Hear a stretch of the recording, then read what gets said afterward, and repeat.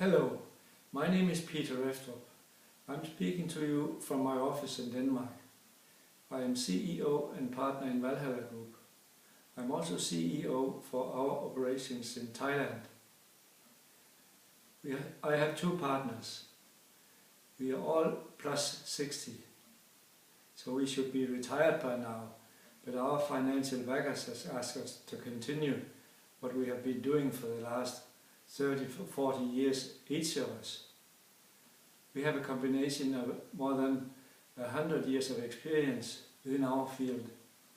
And our field is to fund humanitarian projects worldwide with no risk to investors. We have agreed that we would like to invest into Thailand projects. Why Thailand? It's far away from Denmark. Yes, but the region of Southeast Asia is growing rapidly, and Thailand is going to be in front, we believe. We have identified a number of projects in Thailand, and our first one is going to be in Pattaya.